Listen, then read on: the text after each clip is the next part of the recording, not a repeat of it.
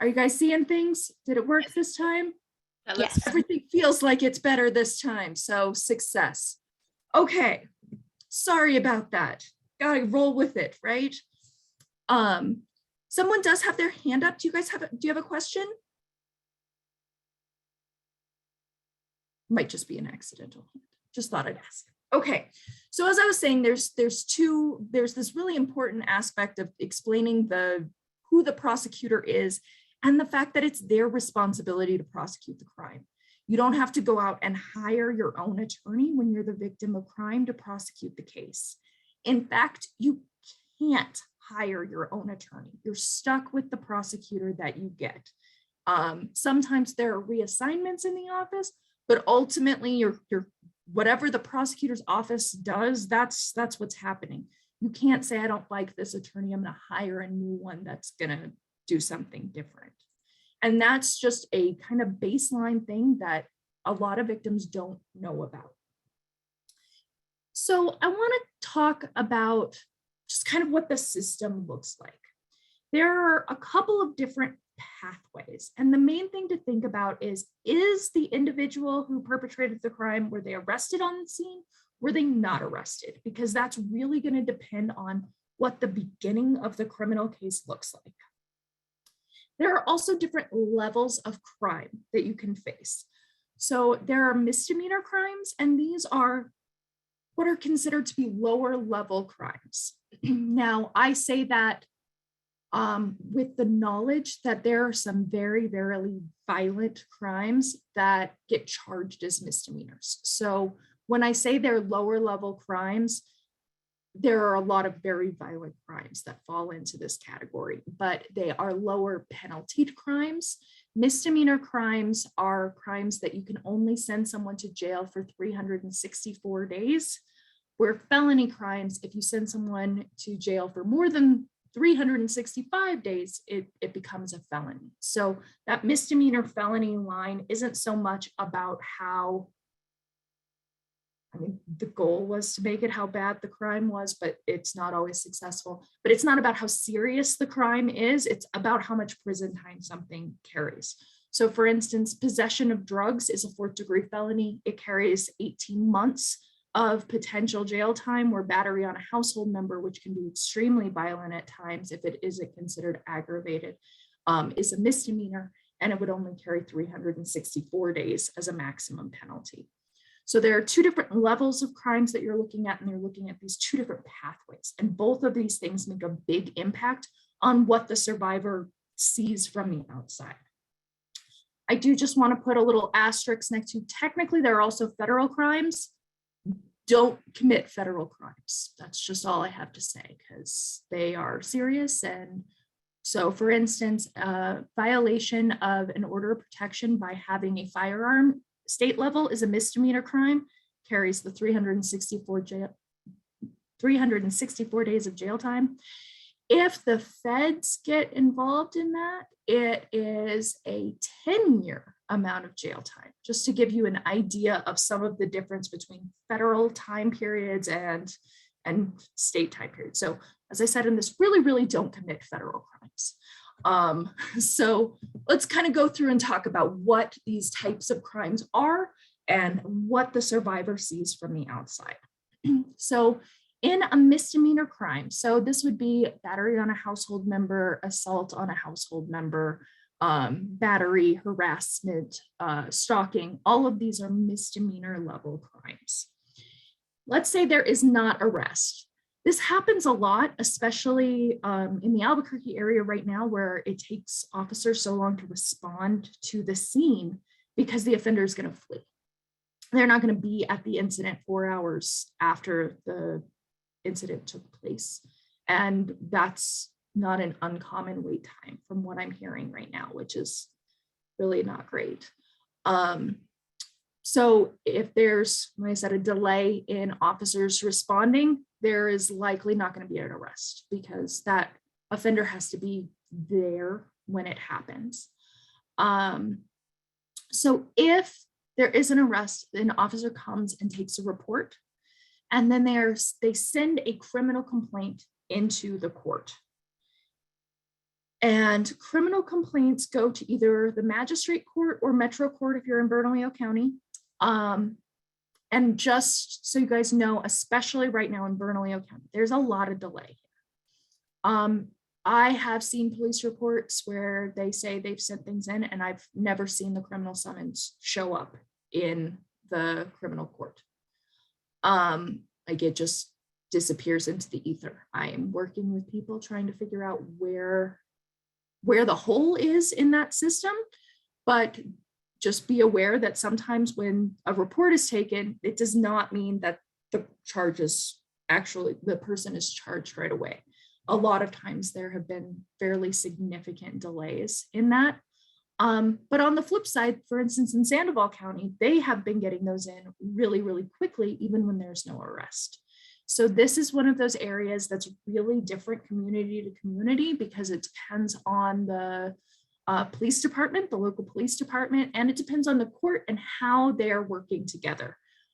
Some work together a little bit better than others right now. And kind of goals of our world is to continue to get people to work together a little bit better.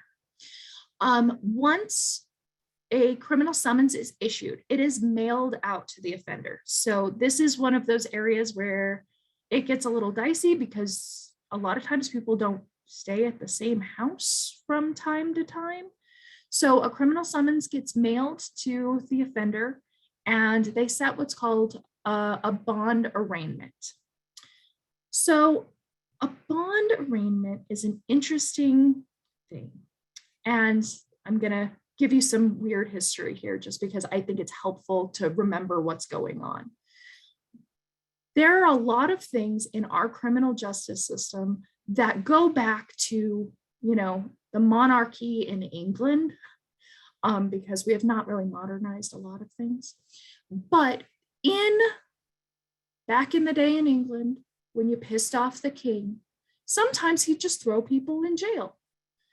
So there are a lot of safeguards in our criminal justice world that literally are preventing people from sitting in the dungeon who made the king mad. And so things like bond arraignments have roots in that, because at a bond arraignment, they tell the offender what they're formally charged with, what kind of thing they're looking at, because once again, people in the dungeon were just not told anything. So what they've been charged with, and then they are given a chance to plea. So they are asked, did you do this or did you not do this? I get questions a lot from survivors when the offender pleads not guilty. They're like, but they did this. And the answer is yes, I don't disagree with you, and I'm not saying they didn't. However, I do want to just point out that it is very, very rare that somebody pleads guilty at that initial bond arraignment. That's just not something that's done because, defense attorneys tell them not to.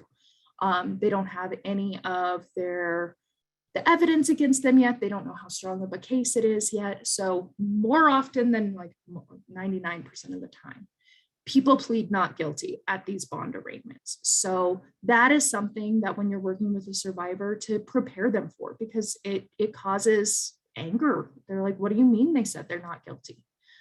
So that's something to just be aware of, that most likely at that arraignment, they're going to give them a chance to plead. They're going to say that they're not guilty. The last thing they do is they set conditions of release. And I'm going to talk more about the conditions of release here in a moment. But I do want to kind of talk about what the difference is when there is an arrest made in a misdemeanor charge. So this is, this will happen when the person is still on the scene. Technically, if there is a domestic violence situation, if that person is still on the scene, they should be arrested. This is usually required. Doesn't always happen, but if the officer believes that an act of domestic abuse has happened, there should be an arrest. New Mexico specifically discourages mutual arrest. So officers are instructed that they are supposed to find out who the primary aggressor is. And that's the language that's used, the primary aggressor. So if both parties were being violent to each other, the police are supposed to determine either who started it or who made it upped the fight to make it more dangerous. And I will just say that sometimes police officers get it wrong. We will definitely see cases where the victim was arrested. And let me just give you a quick example of that. I'm sure you guys have heard people talk about strangulation and the dangers of strangulation and how it doesn't leave a lot of physical signs on the body. So during a strangulation, the victim might have been strangled and had no marks on them, but because they were being strangled, they were fighting back. And so the perpetrator might have scratches. Scratches is the most common that you'll hear about, but that you'll also hear about bites. They'll talk about the person having bites on their arm or their hand. And those are defensive activities that the victim tried to do to get the offender off of them. But sometimes if, officers don't know about this, or if sometimes the victim's too scared to say, well, yes, I bit this person because they were strangling me. Sometimes the victim does get arrested in these situations, and they don't arrest the person who is actually committing the felony level violence because it's just unknown. So just be aware of that we do see it, and it really complicates things for the victims, and it's really scary when perpetrators can use the system against victims. But so the police are supposed to determine the primary aggressor and take that individual to jail. And they are supposed to get one of those bond arraignments within 3 days. So they are not supposed to be held in jail very long at all, unless there's a determination that they should continue to be in jail by the court. They're not just held in jail because the court hasn't gotten to them. Then there are felony crimes. And these, like I said, are the more violent level crimes. And so when there's not an arrest, same thing, a police report is made. Sometimes it is sent to a detective to do further investigation. And then that police report and the whole case, so all of the evidence the police have that they want to charge this individual is all sent to the district attorney's office. The district attorney's office then either sets a preliminary hearing or a grand jury to start a felony case. So let's really quickly talk about the difference between preliminary hearings and grand juries. So grand juries are a group of grand jurors that are held completely in secret. So there's a recording made, but this is not released. And the biggest difference with grand juries is something called hearsay. I'm sure you guys have heard this, but ultimately hearsay is when, if I say, well, he told me, whatever I'm about to say is going to be considered hearsay more often than not. And that's just the quick way of explaining it, when you're saying something that someone else told you. So in criminal cases, when you have a detective testify, a lot of what the detective testifies to is what other people told that detective. So a grand jury allows for hearsay. So that detective can go in and say, she said this and this and this, he said this and this and this, I saw this. And that can be enough to charge someone. And so that makes a significant difference. It's much easier to charge someone with a grand jury than a preliminary. You don't need a cooperative victim, as they say, because that officer can testify on behalf of the victim. Grand juries are becoming less and less common. Courts are giving prosecutors less and less grand jury time, and the prosecutors are really having to prioritize what cases that they're going to send a grand jury. Right now, some examples of things they're prioritizing that I've heard about are cases involving children, because they don't want children to have to testify any more than they already do. So if we can have the cop speak for the child, then that's going to be, beneficial.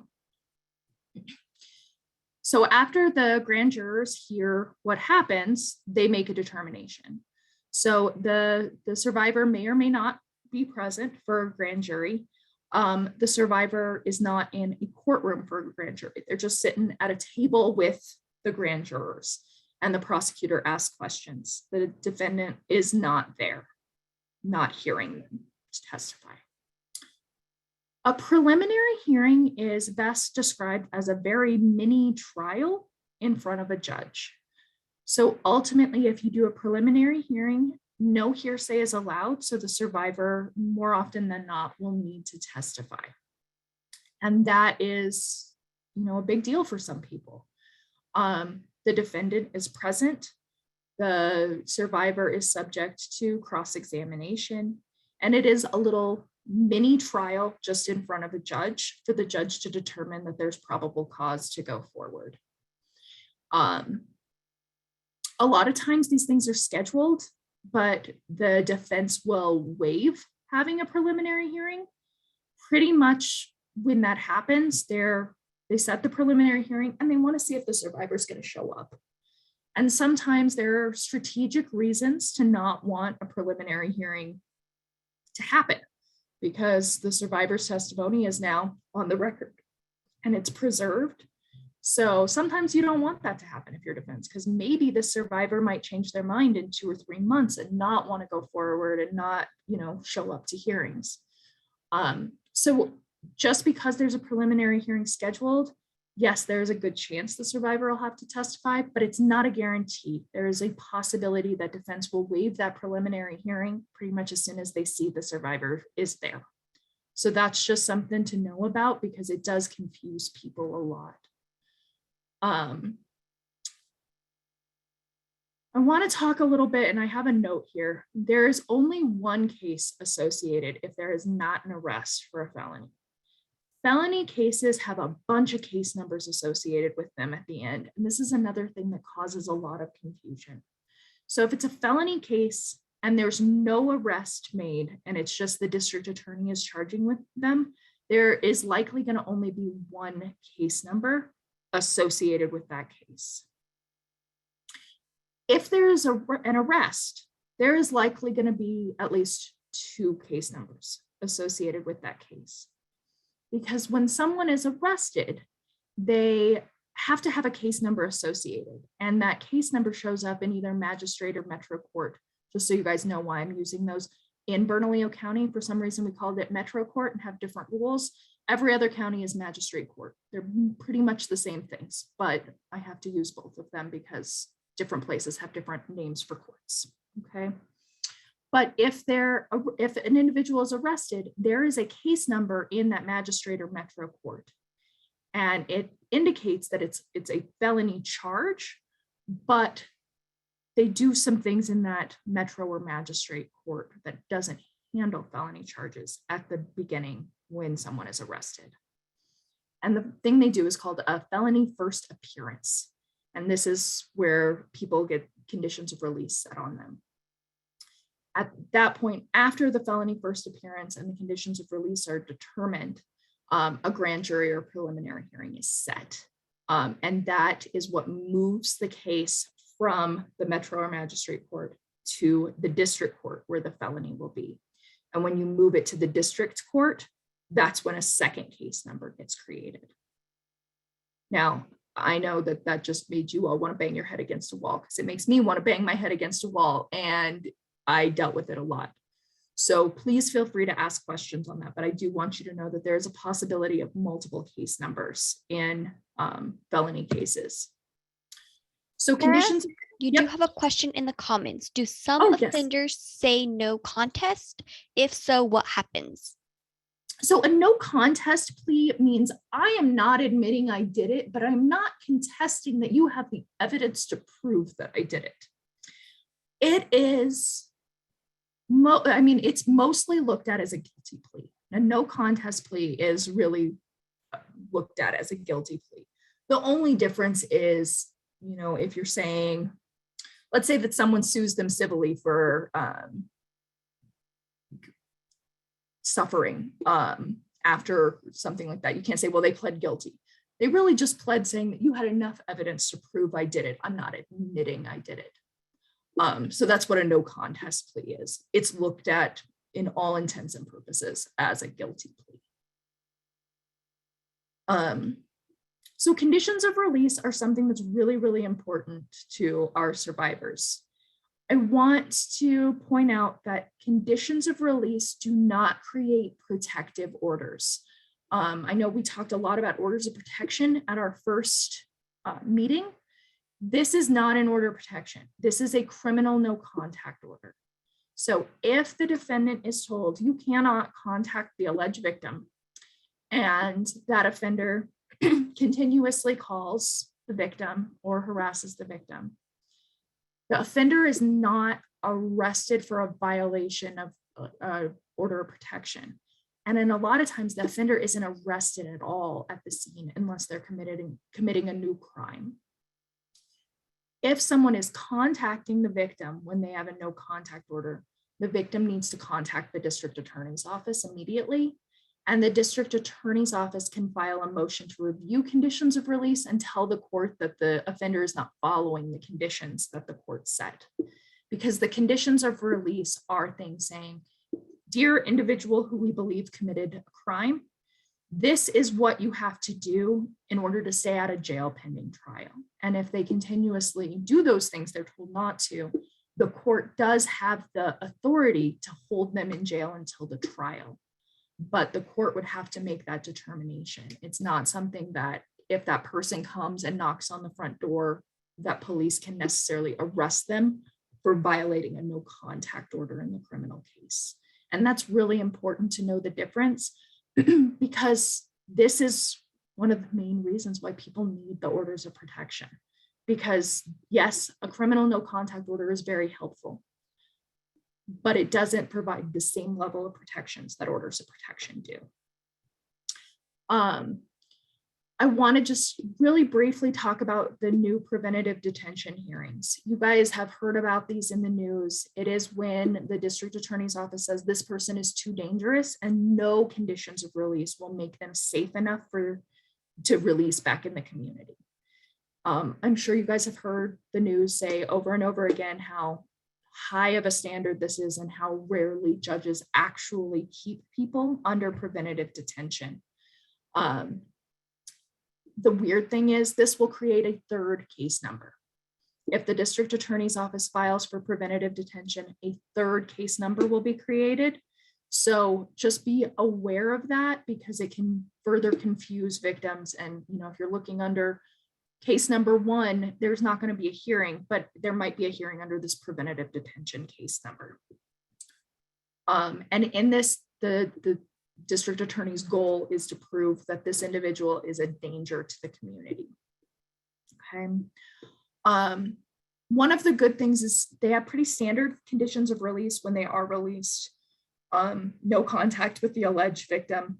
I hate the word alleged victim, but that's what the terminology is in the conditions of release. No contact with people who might testify. Do not return to the scene of the incident. These are all kind of standard conditions that you'll see. Don't leave the state of New Mexico. No possession of drugs or alcohol. Don't possess a firearm or a deadly weapon. These are all pretty standard conditions. So those are things that you'll want to know, or the victim will want to know if they exist, because when they see that Facebook picture of them, going and shooting guns somewhere, if they have conditions of release saying they can't be in possession of a firearm, that's something when you call the district attorneys to tell them if they're violating those conditions of release. There are a couple of things that I think is really important for you guys to know. It's up to the district attorney's office to decide whether or not to charge someone. This is not in the victim's decision-making power.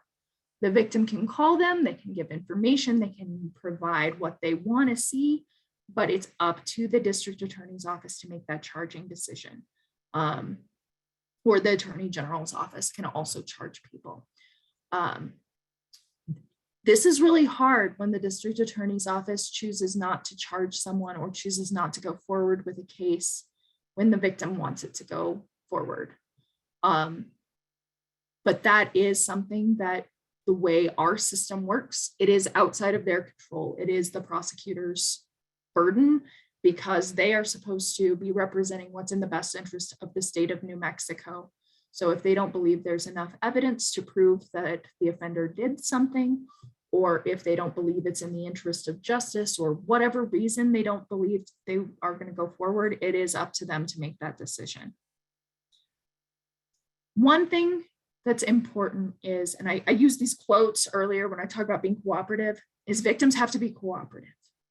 And some district attorney's office will literally call a victim and ask, are you cooperative? And victim's like, I have no idea what that means. I don't want this person to go to jail. And they're like, oh, okay, so you're not cooperative. We're going to close the case. And it's like, just because someone doesn't want someone to go to prison doesn't mean that they won't show up. So cooperation to the district attorney's office, pretty much, are they willing, is the survivor willing to show up when the prosecutor needs them to show up to prove the case?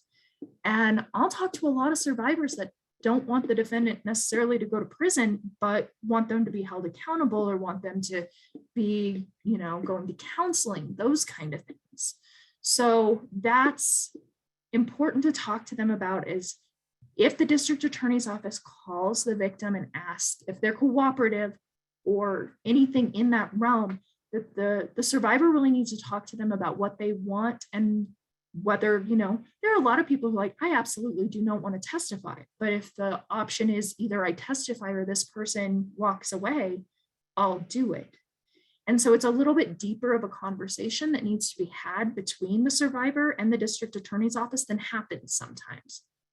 And so talking to the survivor beforehand and say, when the district attorney's office calls you, this is what they're asking, and give them some support so they know that they should say, I don't want them to go to prison, but I do want them to be held accountable. I don't necessarily looking forward to testify, but I will if I need to.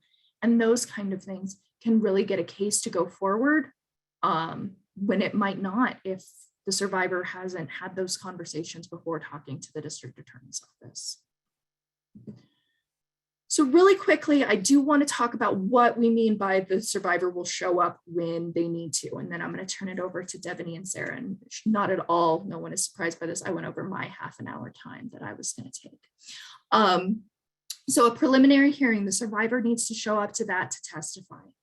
A pretrial interview, this is an interview where the survivor, the DA who is prosecuting the case, so the assigned district attorney, and the defense attorney all sit down and talk about what happened, and the defense attorney asks questions. The defendant is not present, but the survivor does often have to attend these pretrial interviews to say what happened.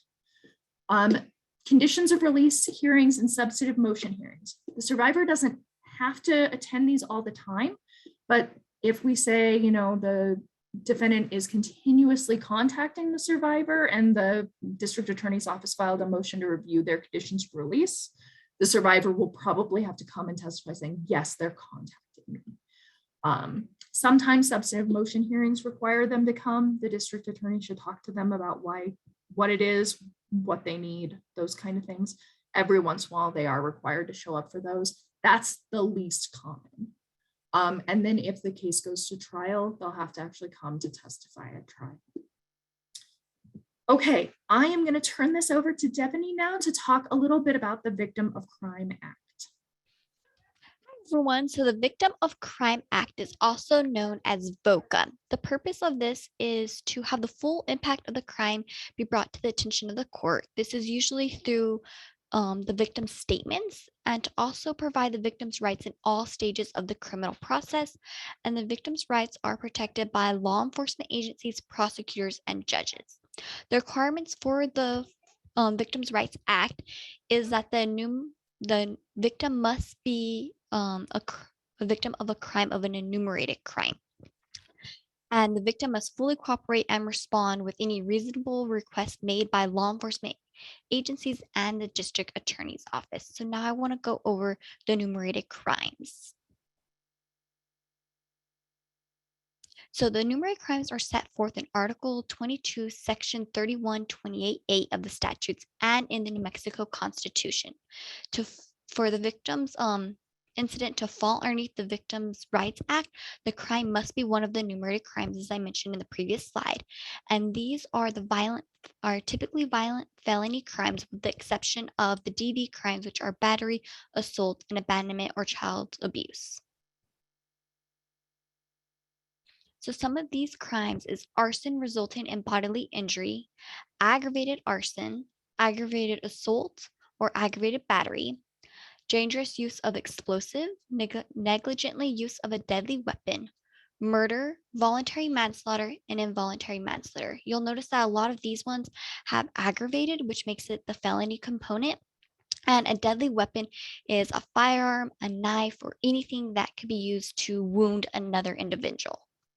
And then the second half of these enumerated crimes is kidnapping, criminal sexual penetration, criminal sexual contact of a minor, homicide by vehicle or great bodily injury by vehicle, abandonment of a child, abuse of a child, aggravated indecent exposure, and aggravated stalking. It's really important to know with aggravated stalking that along with the misdemeanor component of the stalking requirement, that aggravated stalking is when it violates a restraining order, the defendant is in the possession of a deadly weapon, or that the victim is under the age of 16 years old. Now I will pass it along to Sarah McNeil. So these are victims' rights under the Victims of Crime Act, and I'm just going to go through them. So victims have the right to be treated with fairness and respect for their dignity and privacy throughout the criminal justice process. They have the right to a timely disposition of the case. So a trial only delayed with good reason. They have the right to reasonable protection from the accused, notification of court procedures. They have the right to attend all public court proceedings that the accused has the right to attend. And then on the next slide, the crimes are continued. So they do have the right to give input to the prosecutor. The prosecutor may not always follow their recommendations, but they do have the right to let them know what they think about the accused's charge or sentence. They have the right to make a statement to the court at sentencing and post-sentencing hearings. They have the right to restitution from the person convicted of the crime that caused an injury or a loss. They have the right to be informed about the conviction, sentencing, imprisonment, and the escape or release of the offender. And there are more rights for victims. So the prosecutor should inform the victim's employer if they have to miss work, so that they can be excused from work for testifying or attending a court hearing. They have the right to promptly receive their property back that was confiscated by the prosecutor or law enforcement for evidence. They have the right to be informed by the court at sentencing if the offender is eligible for deductions to their sentence, also known as good time. They have the right to be notified by the district attorney of the availability and procedures to apply for crime victim reparation.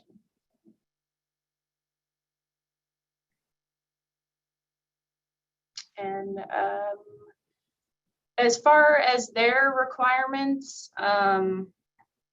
they get these rights if they report the crime within 5 days of it happening, unless the DA determines there is a reasonable excuse they didn't. They must provide the DA with current and updated information, but I think Sarah wanted to say something about that. Yes. So the one thing I just want to flag is this is a requirement of that statute that they provide this updated name, address, and phone number. I would highly recommend victims have conversations with the assigned DA before they give this if they have fled. So if they have an address that the offender doesn't know, they have a new phone number because they were being harassed. These are things that they should discuss and ensure that the DA's office is not going to release that. a lot of times the DA's office does have to release addresses and phone numbers. So if that's the case, I would recommend having someone, if you have your best friend who you talk to every day, if you can give their phone number and they will get messages to you and make it so you can call back real quick. If you can give your dad's address, so he will give you any mail that you get or any information like that. That is something that you can utilize, not technically under this law, but you should really think of, and you have to balance safety. And so it's important to think about and talk to the DAs to make sure, like, if I give you my new phone number, is that something that you have to provide to them? And if so, can I give you an alternative phone number to use instead of my direct new phone number? So just to flag that there are safety issues that do come up regularly with these kind of things. Talk to the survivor about it, make sure that they know what they're getting into when they provide that address and phone number.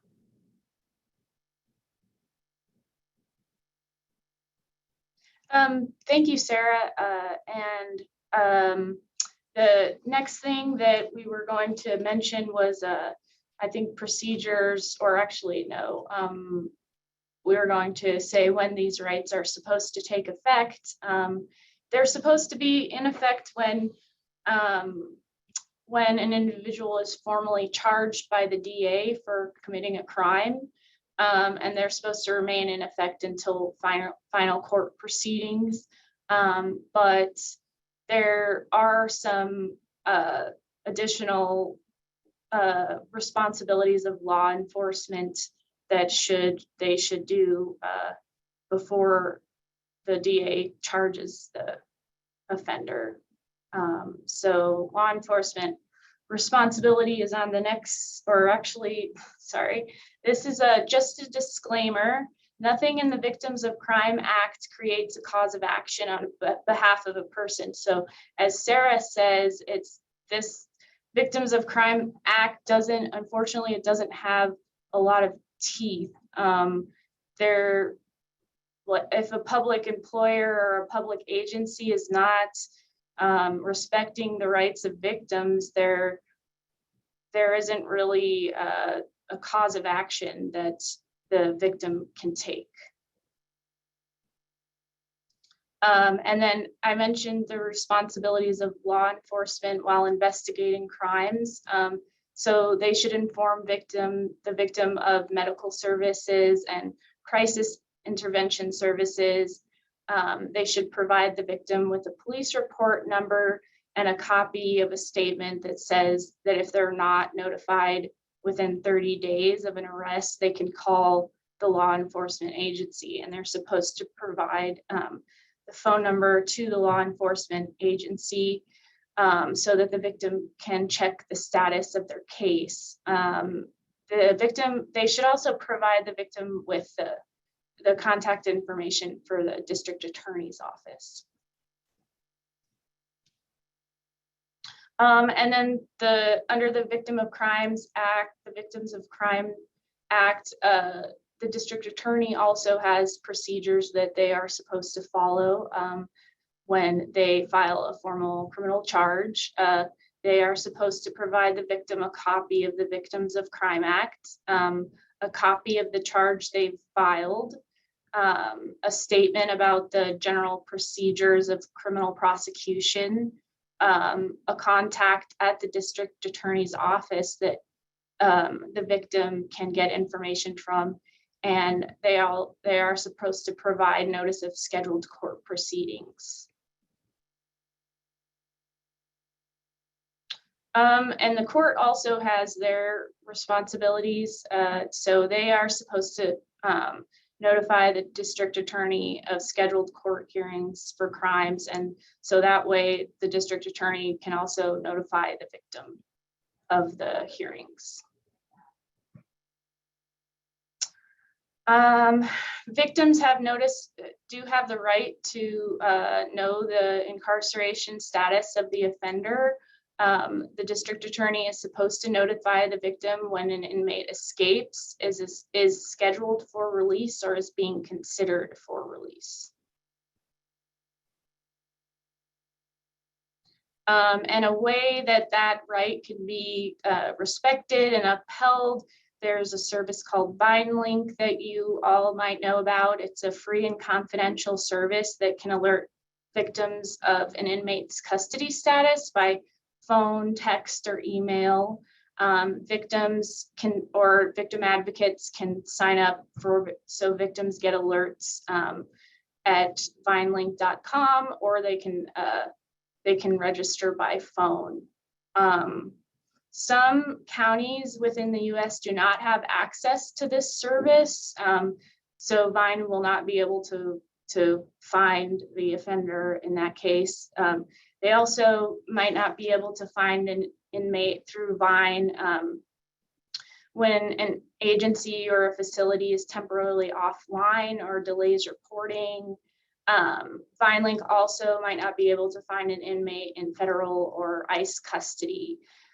In cases where you can't find the inmate, the victim or victim advocate can also contact the facility or the jail directly to try to get that offender's custody status. And then as far as confidentiality, court records are public unless they're sealed by court order or otherwise protected under some other statute, but victims can request that their address be sealed on court documents so that their address is not accessible to the offender or to the public. And I think it is Devaney's turn to talk about crime victim reparation. So I'm going to talk about Crime Victim Reparation Commission, which is also known as CVRC. I know we have less than 10 minutes left, so I will go through this very quickly so we have time at the end for questions. So CVRC is an organization that helps victims with the financial burden of being victimized. These funds come from fines, penalties, and forfeited bonds collected by the federal government as part of the VOCA Act. So this program is reimbursement based and applications are approved by a case-to-case basis. It's very important to know that there is 3 different types of applications through CVRC, which are the regular, the emergency, and the human trafficking application. A victim can apply for more than one of these applications at the same time. So to be eligible for the CVRC funds, the victim must have been a victim of one of the enumerated crimes that I previously discussed, but CVRC has expanded these to include human trafficking and domestic violence misdemeanors. And then next, the victim will have to have reported the crime to a law enforcement agency or a health care professional. The healthcare professional can include their primary care physician, someone at an ER, the mental health provider, or a tribal healthcare provider. The DA's office does not have to criminally charge the defendant for the victim to qualify for the funds. The crime must have happened in New Mexico within the last 2 years. They do have an exception if the place the crime occurred does not have CVRC and the victim is a New Mexico resident, then they may qualify for New Mexico CVRC. A place would be such as Mexico. If they're vacationing in Mexico and a crime occurred there, then they may qualify for New Mexico CVRC. And the last requirement is that the financial need must be a direct result from the crime. So they'll need to produce receipts to CVRC to back up this information. And it's very important to know that any GoFundMe accounts or fundraisers will be taken into consideration. So victims will need to be careful how they do their wording on their GoFundMe accounts, because if they list any of the eligible expenses, they will most likely reduce how much funds that they would have received.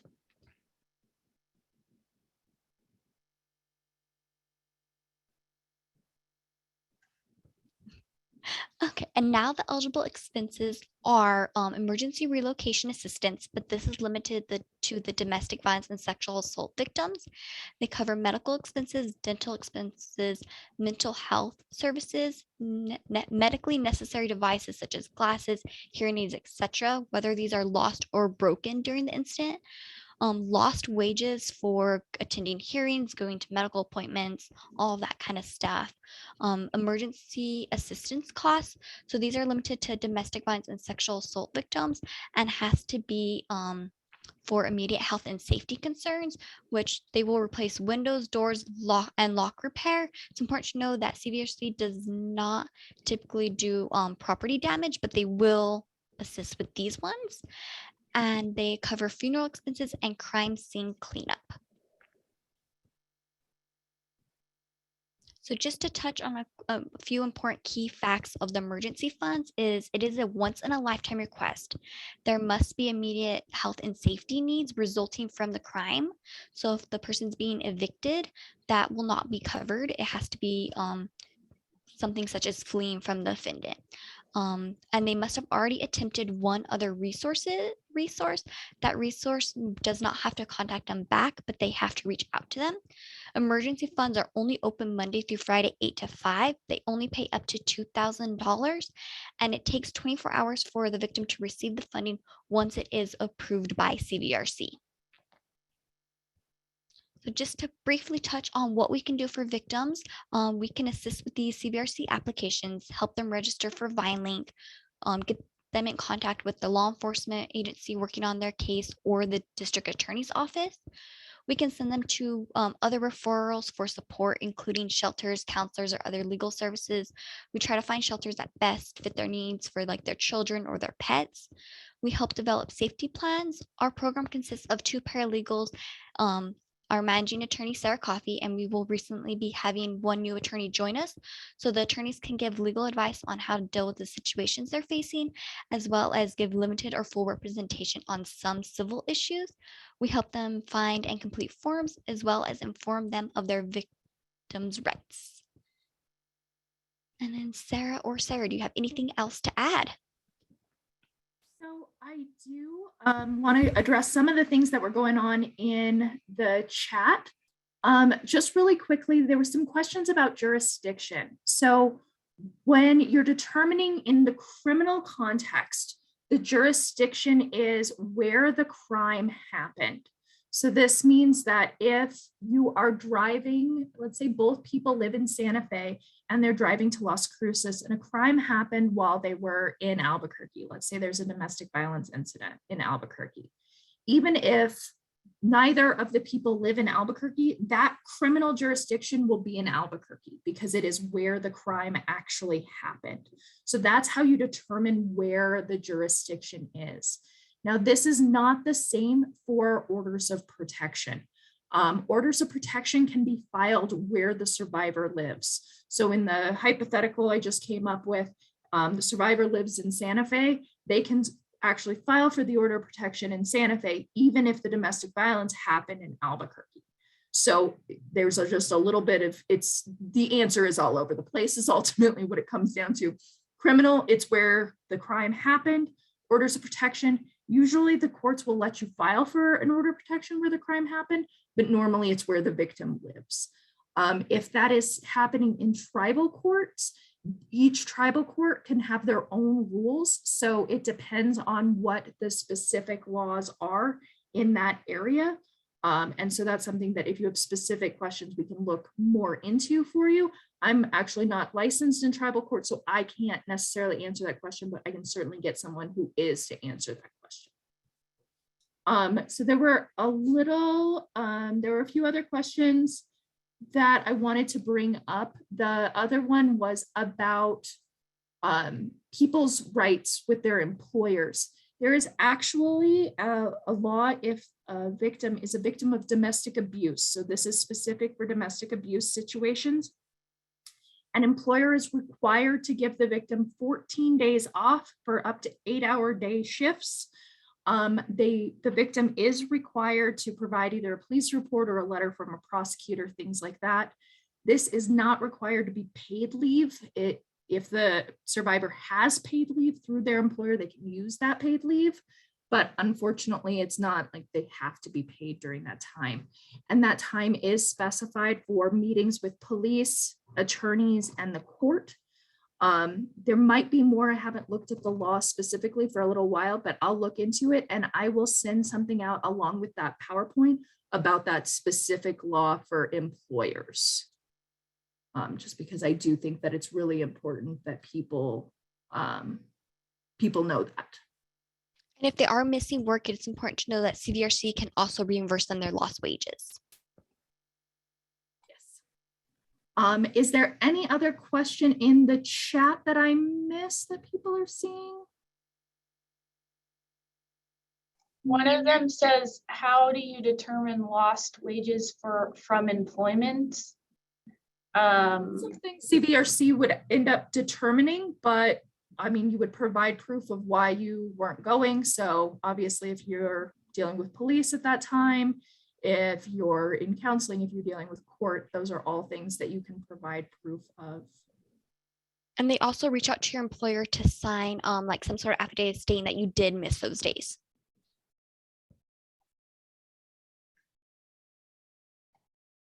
I do just want to point out that we are at time. However, we are willing to stay on and answer any questions if people have specific questions, and if Terry will let us continue to use her Zoom for a little while.